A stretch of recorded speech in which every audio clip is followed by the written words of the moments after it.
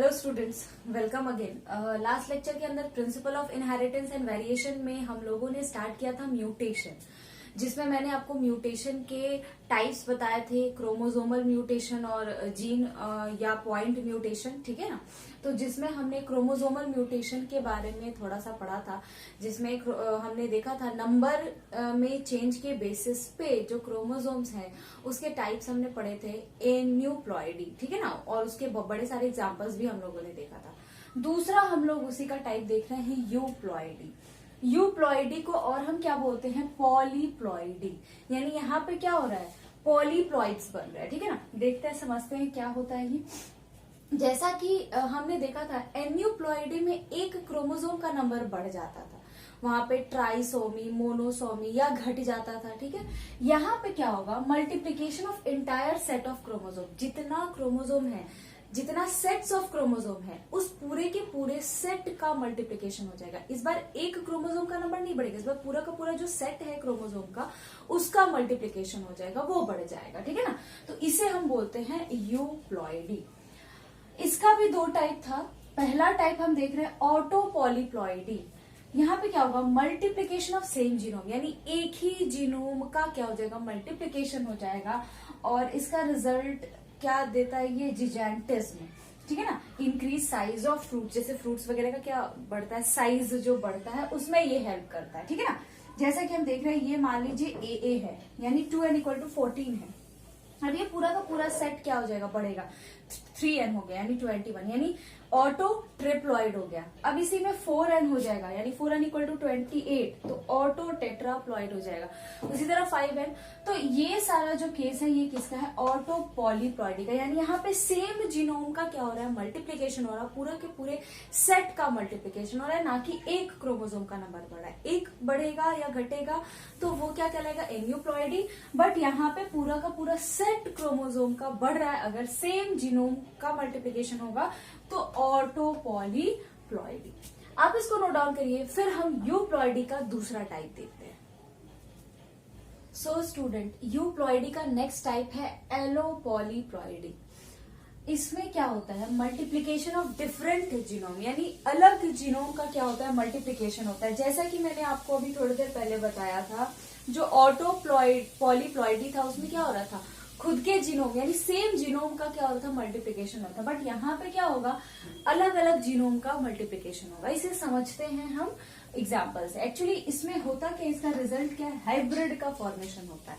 यानी दो अलग अलग वेराइटीज मिक्स हो रहा है और उनका मल्टीप्लीकेशन हो रहा है, तो क्या होता है, हाइब्रिड का फॉर्मेशन होता है, ठीक है। जैसे हाइब्रिड क्या क्या है, रेफेनो ब्रासिका, जिसमें रेडिश और कैबेज के बीच क्रॉस कराया गया था और उसमें क्या हुआ था, मल्टीप्लीकेशन हुआ था। देखते हैं कैसे। फिर दूसरा एग्जांपल है ट्रिटिकेल। इसका भी एग्जांपल हम लोग देखेंगे। सबसे पहले हम ये देखते हैं रेफेनो ब्रासिका का फॉर्मेशन। जैसा कि आप यहाँ देख रहे हैं, रेडिश लिया गया, साइंटिफिक नेम रेफेनस सेटाइवस, ठीक है। कैबेज लिया गया, ब्रासिका ओलिरेसी। जो रेडिश होता है, इसका जो सेट है क्रोमोसोम का कितना है, 2n=18 और कैबेज का 2n=18। तो जो गैमेट होगा n=9 और n=9। अब ये दोनों फ्यूज करेंगे तो रिजल्ट क्या आना चाहिए, ये 2n=18 ये आया। इसके बाद इसको ट्रीट किया गया कॉल्चिसिन से। कॉल्चिसिन जो है ये क्या करता है, हेल्प करता है number of sets of chromosome बढ़ाने में, मल्टीप्लाई कराने में। ये आपको कहाँ से मिलेगा, एक प्लांट से मिलेगा जिसका नाम है कॉल्चिकम ऑटोमनेल, ठीक है। उससे आपको ये मिलेगा और इससे अगर आप इसको ट्रीट कीजिएगा तो ये 2n=14 से डबल हो जाता है 4n=36। और जो आपको मिल रहा है रेडिश और कैबेज का कॉम्बिनेशन, इसे हम बोल रहे हैं रेफेनो ब्रासिका, ठीक है ना। रेफेनस से रेफेनो लिया गया और ब्रासिका, तो इनको कंबाइन करके रेफेनो ब्रासिका। सो नई बात, तो यहाँ पे क्या हो रहा है, दो अलग अलग जीनोम के सेट्स का क्या हो रहा है, मल्टीप्लीकेशन हो रहा है, ठीक है। तो इसे हम क्या बोलेंगे, एलोपॉलीप्लॉइडी। Clear student.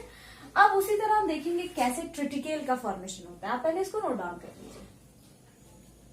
So student, next अब हम देखते हैं जो एलोप्लॉइडी था उसमें दूसरा एग्जांपल जो हमने लिखा which is triticale.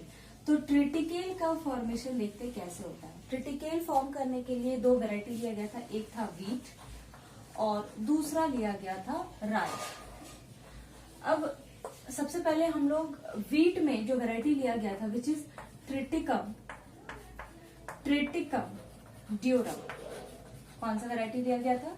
Triticum durum, जिसका नंबर था क्रोमोसोम का 4n=28। ठीक है। उसी तरह राई का लिया गया था सिक्ल सीरियल, जिसका क्रोमोसोम का नंबर था 2n=40। ठीक है। इससे जो गैमेट फॉर्म होगा विच इज n=40, और यहाँ पे क्या फॉर्म होगा? n=7।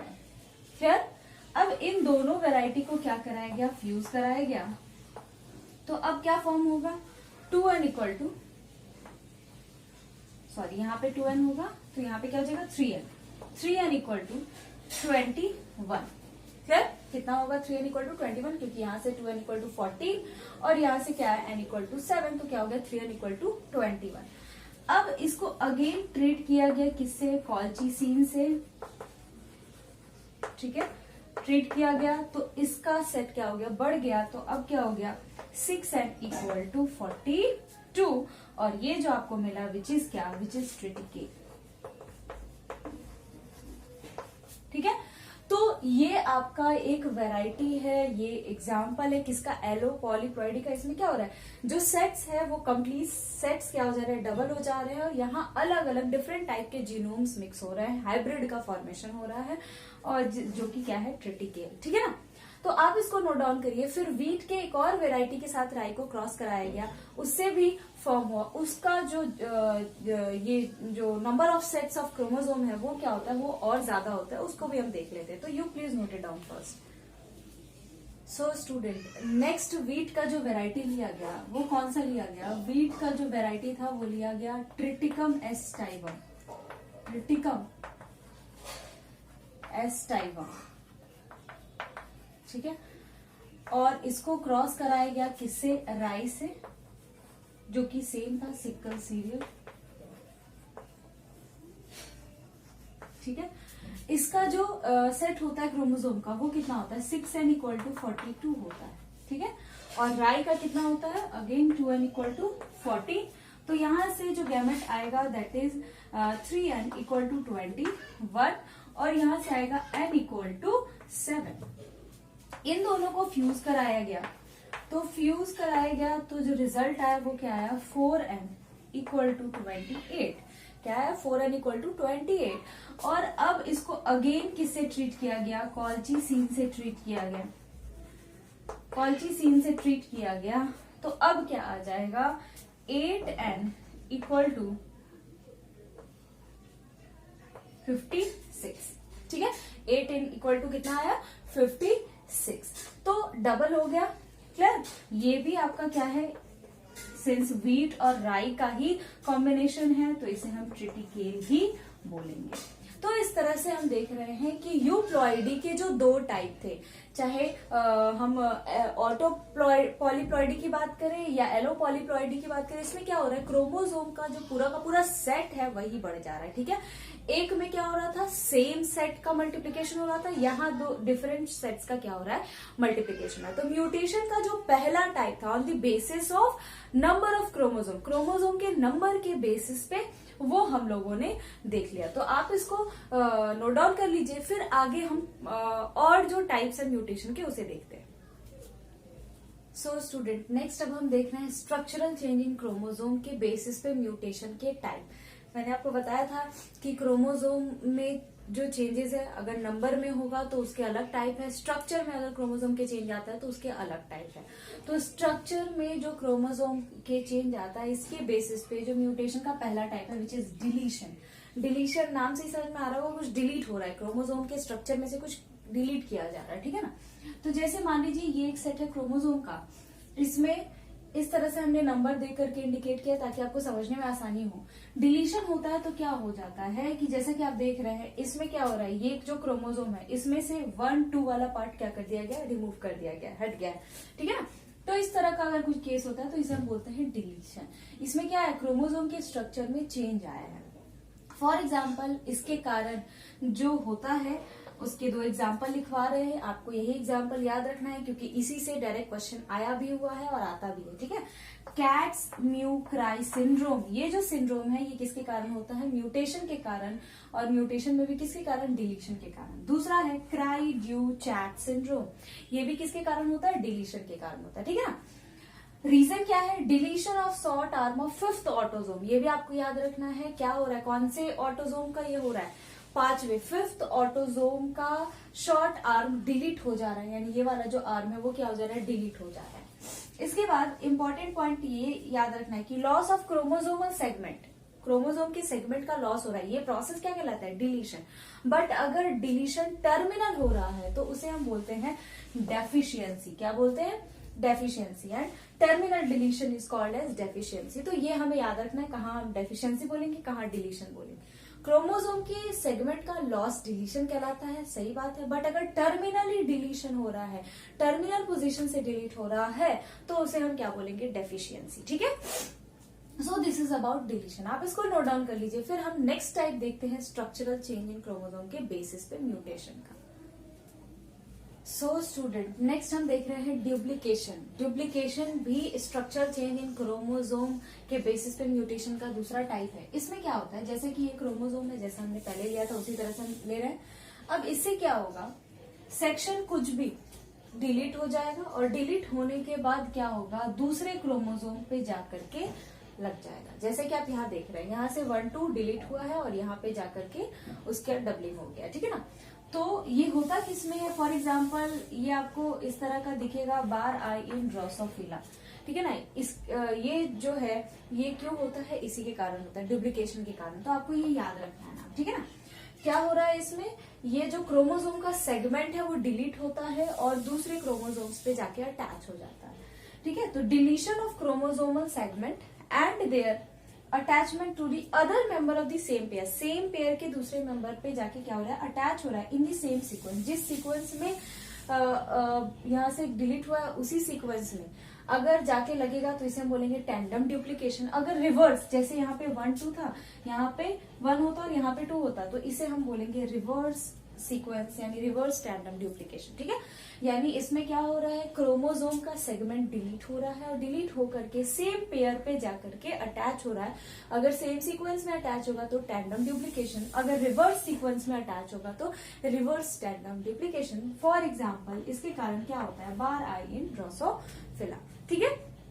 तो ये दूसरा टाइप है। पहला डिलीशन, जिसमें क्या होगा? सेक्शन डिलीट होता है, और इसमें क्या हो रहा है? सेक्शन डिलीट तो हो रहा है बट दूसरे पेयर पे वो सेक्शन जाके अटैच हो जा रहा है, मतलब सेम पेयर ऑफ क्रोमोसोम पे जाकर के क्या हो जा रहा है? अटैच हो जा रहा है, ठीक है। तो दिस इज अबाउट ड्यूप्लीकेशन, इसको आप नोट डाउन करिए। फिर नेक्स्ट टाइप इसी बेसिस पे हम देखते हैं म्यूटेशन का।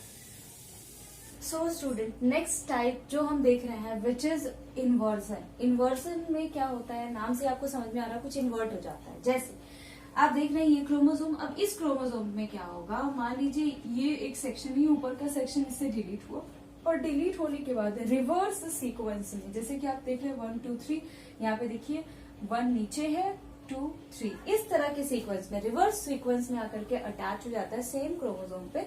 तो इस प्रोसेस को हम बोलते हैं इन्वर्जन, इन्वर्ट हो गया क्रोमोसोम, ठीक है ना। इसके कारण क्या होता है? व्हीट और मेज के साइज में चेंज देखने को मिलता है। तो grain size in wheat and maize क्यों हो रहा है? Due to inversion. यहाँ पे हुआ क्या? फिर से समझते हैं। Deletion of chromosomal segment, chromosome के सेगमेंट का डिलीशन होगा and then attachment to the same chromosome, same chromosome पे अटैच होगा इन रिवर्स सीक्वेंस। कैसे सीक्वेंस में? Reverse sequence, which can be, 2 तरह का हो सकता है, पैरासेंट्रिक और पेरीसेंट्रिक। पैरासेंट्रिक में क्या होगा? जो इन्वर्टेड सेगमेंट है उसमें सेंट्रोमियर नहीं होगा तो पैरासेंट्रिक बोलेंगे, अगर सेंट्रोमियर होगा तो पेरीसेंट्रिक बोलेंगे। यानी इन्वर्टेड सेगमेंट विद सेंट्रोमियर तो पेरीसेंट्रिक, और इन्वर्टेड सेगमेंट विदाउट सेंट्रोमियर तो क्या बोलेंगे? पैरासेंट्रिक। यानी इन्वर्जन में क्या हो रहा है? इन्वर्ट हो जा रहा है, जो सीक्वेंस डिलीट हो रहा है उस सीक्वेंस से क्या हो जा रहा है? इन्वर्टेड सीक्वेंस जाकर के उसी क्रोमोसोम पे अटैच हो रहा है, तो इसे हम बोल रहे हैं inversion. For example grain size in wheat and मेज। क्लियर? तो इसमें भी क्या हो रहा है? स्ट्रक्चर में चेंज आ रहा है क्रोमोसोम के। तो आप इसको नोट डाउन करिए। फिर और भी टाइप हम देखते हैं म्यूटेशन के। So student, next type structural change in chromosome के बेसिस पे जो है दैट इज ट्रांसलोकेशन। ट्रांसलोकेशन में होता क्या है, जो क्रोमोसोमल सेगमेंट है उनका एक्सचेंज हो जाता है।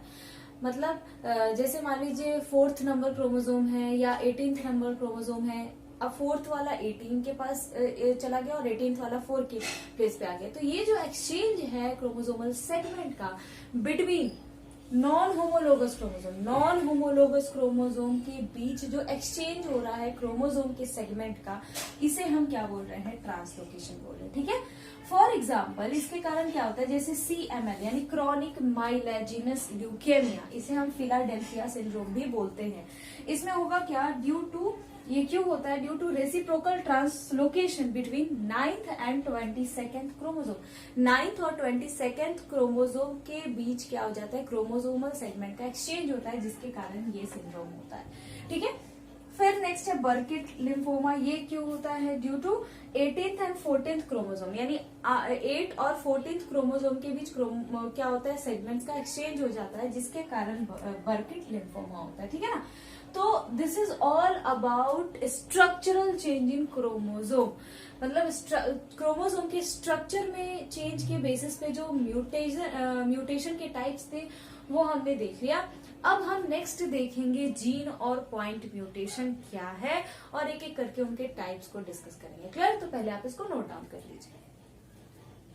सो स्टूडेंट, म्यूटेशन का दूसरा टाइप था जीन और पॉइंट म्यूटेशन। इसमें होता क्या है, इसमें जो चेंजेस है वो डीएनए के अंदर आता है, यानी variation on DNA resulting in, जिसके कारण क्या होता है, वेरिएशन ऑन जेनेटिक कोड। अब बच्चों यहाँ पे क्वेश्चन आएगा, मैम ये जेनेटिक कोड क्या है, तो ये हम लोग पढ़ेंगे आगे, जो मॉलिक्यूलर जेनेटिक्स है वहां हम पढ़ेंगे तो क्लियर समझ में आ जाएगा। यहाँ हम कितना भी बताने की कोशिश करें आपको समझ में नहीं आएगा। बस आप इतना समझिए कि डीएनए में चेंज होता है, जिसके कारण mRNA पे जो जेनेटिक कोड होता है इससे बनता है प्रोटीन, तो इसमें चेंज आएगा, तो जिसके कारण क्या हो जाता है, जो प्रोटीन का टाइप है उसमें भी चेंज आ जाता है। बस आप अभी इतना समझिए, ठीक है ना, जिसके कारण क्या होता है, एबनॉर्मेलिटी होती है। मतलब बनना कोई और प्रोटीन चाहिए, बन कुछ और जाता है, तो इसके कारण क्या होगा, एबनॉर्मेलिटी होगा। ठीक है ना, तो होता क्या है जीन और पॉइंट म्यूटेशन में, यहाँ पे चेंज डीएनए में आ रहा है, जिसके कारण होता क्या है, वेरिएशन जो चेंज है वो किस में होगा, जेनेटिक कोड में, जो कि है mRNA पे, जो कि प्रोटीन फॉर्मेशन में हेल्प करता है। तो टाइप ऑफ प्रोटीन चेंज होगा, जिसके कारण क्या आएगा, एबनॉर्मेलिटी आएगा। ठीक है, तो इसके भी बहुत सारे टाइप्स हमने देखे थे। सबसे पहला टाइप हम देखते हैं सब्स्टिट्यूशन। इसमें क्या होता है, बायोमोलिक्यूल्स हम लोगों ने पढ़ा हुआ है, तो बायोमोलिक्यूल्स पढ़ा हुआ है, तो जो बेसिस, हम डीएनए में बेसिस की बात करें, नाइट्रोजनस बेसिस, तो यहाँ पे आपको समझने में आसानी होगा। बायोमोलिक्यूल्स एक बार रिवाइज कर लीजिएगा, जहां भी हमने डीएनए आरएनए के बारे में पढ़ा है, और बाकी इसके बारे में एक बार फिर से हम लोग पढ़ेंगे मॉलिक्यूलर जेनेटिक्स में, तो और इजी हो जाएगा समझना। ठीक है ना, तो अभी आप बस इतना समझिए हो क्या रहा है, replacement of basis on DNA. DNA में जो बेसिस होता है उस बेसिस का क्या होता है, रिप्लेसमेंट होता है। जैसे कि हम जानते हैं ना, नाइट्रोजनस बेसिस कौन कौन से थे, एडेनिन, ग्वानिन, साइटोसिन, थाइमिन, तो इन सब में क्या होते रहता है, चेंजेस आते रहता है, रिप्लेसमेंट होते रहता है, एक दूसरे से रिप्लेस होता है, तो इसे हम बोलते हैं सब्स्टिट्यूशन। ठीक है, तो आपको याद होगा बेसिस में दो तरह के बेसिस थे, एक था प्यूरिन तो दूसरा था पैरामिडीन। ठीक है, तो सब्स्टिट्यूशन के दो टाइप है। पहला ट्रांजिशन, जिसमें क्या होगा, substitution of purine to purine, यानी एक प्यूरिन दूसरे प्यूरिन से रिप्लेस होगा, या एक पैरामिडीन दूसरे पैरामिडीन से रिप्लेस होगा, तो उसे हम ट्रांजिशन बोलेंगे। लेकिन अगर प्यूरिन पैरामिडीन से और पैरामिडीन प्यूरिन से रिप्लेस होता है, तो इसे हम बोलते हैं ट्रांसवर्सन। ठीक है, यानी सब्स्टिट्यूशन अगर प्यूरिन टू प्यूरिन हो रहा है या पैरामिडीन टू पैरामिडीन हो रहा है तो ट्रांजिशन, बट अगर सब्स्टिट्यूशन प्यूरिन टू पैरामिडीन या पैरामिडीन टू प्यूरिन हो रहा है तो इसे हम बोलेंगे transversion. For example sickle cell anaemia, ये हमने इसी चैप्टर के अंदर पढ़ रखा है। ठीक है ना, तो जीन और पॉइंट म्यूटेशन का ये जो पहला टाइप है विच इज सब्स्टिट्यूशन, इसमें क्या हो रहा है, डीएनए में चेंज आ रहा है, क्यों, क्योंकि उसके बेसिस में चेंज आ रहा है। बेसिस में भी प्यूरिन से प्यूरिन में अगर सब्स्टिट्यूशन हो रहा है तो ट्रांजिशन, अगर प्यूरिन टू पैरामिडीन या पैरामिडीन टू प्यूरिन हो रहा है तो ट्रांसवर्सन। ठीक है ना, तो आप इसको नोट डाउन करिए। फिर इसके दो और टाइप है जिसके बारे में हम पढ़ लेते हैं। सो स्टूडेंट, नेक्स्ट जीन और पॉइंट म्यूटेशन में टाइप्स हम देख रहे हैं फ्रेम शिफ्ट म्यूटेशन, इसे और हम क्या बोलते हैं, गिब्रिस म्यूटेशन। इसमें होता क्या है, जो अभी जैसे मैंने आपको बताया डीएनए में क्या होते हैं, नाइट्रोजिनस बेसेस होते हैं। तो इन बेसेस को में अगर इन डीएनए में अगर बेसिस का एडिशन हो रहा है या बेसिस को रिमूव किया जा रहा है, तो इस तरह का अगर चेंज होता है तो इसे हम क्या बोलते हैं, फ्रेम शिफ्ट म्यूटेशन। या ऐड हो गया या डिलीट हो गया बेसिस, तो इसे हम क्या बोलेंगे, frame shift mutation. For example ये आपको होता है थैलेसीमिया में, इसके बारे में आगे के लेक्चर्स में हम लोग पढ़ेंगे, ठीक है ना। इसके बाद नेक्स्ट हम टाइप देख रहे हैं टॉटोमेराइजेशन। इसमें क्या होता है, जो नॉर्मल बेसिस होते हैं जैसे एडेनिन, ग्वानिन, साइटोसिन, ये कन्वर्ट हो जाते हैं एबनॉर्मल बेसिस में। यानी जैसे हम देख रहे हैं हाइपोजेंथीन, जेंथीन, यूरासिल, ठीक है ना। तो ये कौन कैसे बेसिस है, एबनॉर्मल बेसिस है। तो यहाँ हो क्या रहा है, it involves conversion of normal basis into abnormal form by chemical mutagen. अब ये म्यूटाजेन क्या होता है ये हम लोग देखते हैं। केमिकल म्यूटाजेन के थ्रू क्या हो रहा है, ये नॉर्मल बेसिस जो है एबनॉर्मल में कन्वर्ट हो रहा है। ये नॉर्मल एबनॉर्मल क्या है ये आपको मॉलिक्यूलर जेनेटिक्स में क्लियर समझ में आएगा, ठीक है ना। सो आप इसको नोट डाउन कर लिए। फिर हम नेक्स्ट देखते हैं म्यूटाजेन क्या होता है। सो स्टूडेंट नेक्स्ट हम देख रहे हैं mutagen. What is mutagen? Mutagen is mutation causing agent, यानी वैसा एजेंट जो क्या कॉज कर रहा है, म्यूटेशन कॉज कर रहा है, उसे हम क्या बोल रहे हैं, म्यूटाजेन बोल रहे हैं। ये दो टाइप का होता है, एक फिजिकल म्यूटाजेन, दूसरा होता है केमिकल म्यूटाजेन। फिजिकल म्यूटाजेन क्या है, तो ये रेडिएशन वगैरह के थ्रू अगर म्यूटेशन कराया जाता है तो इसे हम बोलते हैं फिजिकल म्यूटाजेन। दो टाइप, एक तो नॉन आयोनाइजिंग जैसे अल्ट्रावायलेट रेज के थ्रू, और दूसरा आयोनाइजिंग जैसे X ray, alpha ray, gamma ray etcetera, इन सब के थ्रू कराया जाता है तो इसे हम क्या बोलते हैं, फिजिकल म्यूटाजेन। केमिकल म्यूटाजेन में क्या कराया जाता है, केमिकल्स के थ्रू म्यूटेशन कराया जाता है, जैसे नाइट्रस एसिड, एक्रीडाइल हाइड्रोक्सिल अमीन। कुछ बेस एनालॉग्स भी हैं जैसे 5 ब्रोमो यूरासिल, 5 क्लोरो यूरासिल और 5 iodo uracil, and also 2 amino purine. तो ये सारे जो है ये क्या है, केमिकल म्यूटाजेन है, और ये सारे क्या है, फिजिकल म्यूटाजेन है। हम एक एक करके सबके इफेक्ट्स के बारे में देखते हैं कि फिजिकल म्यूटाजेन से क्या हो सकता है और केमिकल म्यूटाजेन से क्या म्यूटेशन हो सकता है, ठीक है ना। तो आप पहले इसको नोट डाउन कर लीजिए। सो स्टूडेंट नेक्स्ट अब हम देख रहे हैं इफेक्ट्स जो म्यूटाजेन के हो सकते हैं। क्या होता है, अल्ट्रावायलेट रेडिएशन से क्या होता है, it causes formation of thymine dimer. Thymine क्या है तो हमें पता है, नाइट्रोजिनस बेस, तो बढ़ाने में हेल्प कर रहा है, ठीक है ना। यूज क्या है, बाय MS स्वामीनाथन।